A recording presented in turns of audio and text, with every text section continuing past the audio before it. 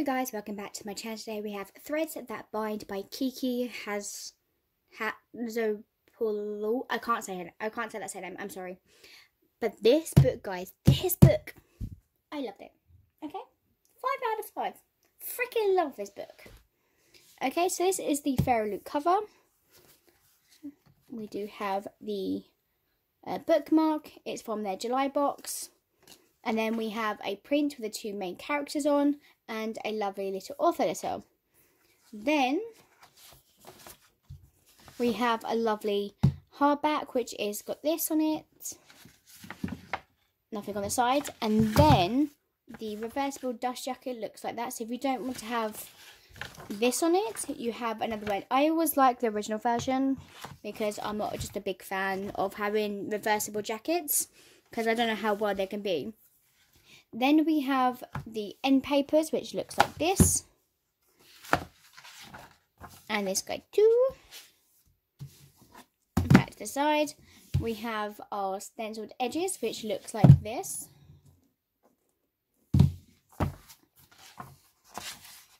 It is signed by the author, which I do always appreciate. And then we have the synopsis. In the city of Atlanta, the descendants of Greek gods live alongside mortals. So Io, I don't know how to say it, is Mora-born, descended from the Fates. She can see threads, shimmering silver lines connecting every person. So when a relationship is formed, a new thread appears. When a person's life thread is cut, it's their time to die.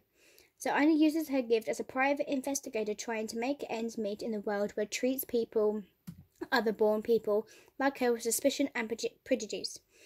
So then she's a witness to a murder, but this is no ordinary murder. So I can see that the killer's life thread is severed. They should be long dead. What's more complicated still, there is another witness, Edie, a member of the violent Rosso mob who rules Atlanta. And what Io can see immediately, though Edie's cannot, is that there is a bright silver freight thread connecting them. So this boy is her destiny. So these two are thrown together to solve the case, and Io grapples with the dark secrets lurking beneath their surface, and which she must decide whether to embrace her fate and give in to the feelings growing between herself and Edie, or whether to cut the thread and set him free. So will she do that and give up, or is she going to leave it? So basically, this book was amazing. Cannot wait to read it myself again. I love reading books.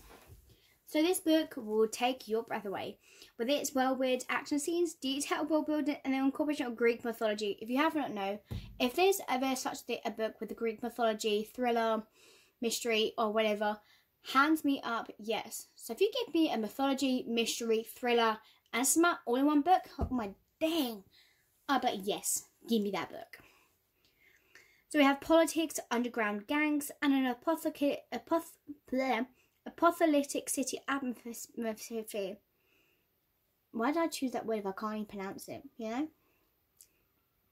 The unusual magic system inspired by Greek goddesses and muses is also fascinating.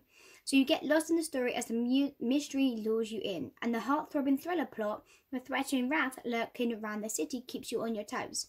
So the blooming soulmate love story between Lo and Edie will warm your heart.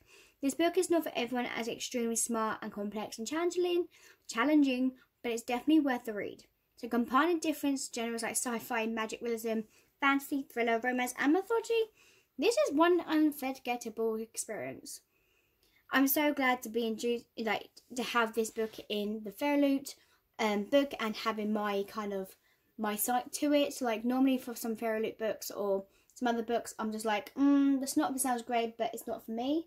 I'm happy that I full on went for this book because I love a good mythology book. So this plot revolves around Io. I can't say her name. Is it Io? So the youngest of the 3 sisters who are descendants of Fates. So her eldest sister is Theas, who's born to weave threads.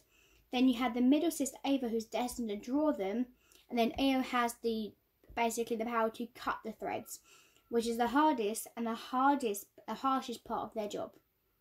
So 2 years ago, Theas left without words, and then Lo focused on investigation skills to help betray wives whose husband cheated on them. So one day, I don't know how, stakes out job ends with the assault of a mysterious wrath in her 80s, without a live thread, which is normally impossible, and a murder case. So her path crosses with infamous mob queen Bianca's right-hand man, Edie Ruhuna, who also shares a fate thread with her, meaning he's her soulmate. There's a lot of books with soulmates. Weird.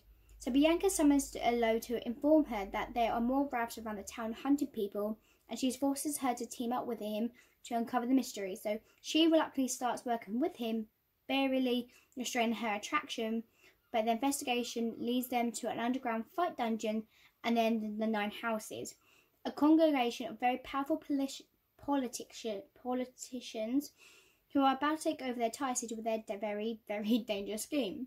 So she slowly realises that the thing that she learns about her past and her destiny couldn't be so wrong. So as harsh truth keeps hitting her in the face like a slap, she needs to confront her guilt, secret feelings, and the biggest fears are not only to save her city, but also her loved ones and survive. So overall, when I reached this final chapter, I tell you, I was like, this is no way this is going to end. This is no way I can not stop reading. I need another book. I need more. Okay? And then it ends in a massive cliffhanger. Come on, really? But anyway, there is a second book. I hope you guys enjoy, and I'll see you later. Bye-bye.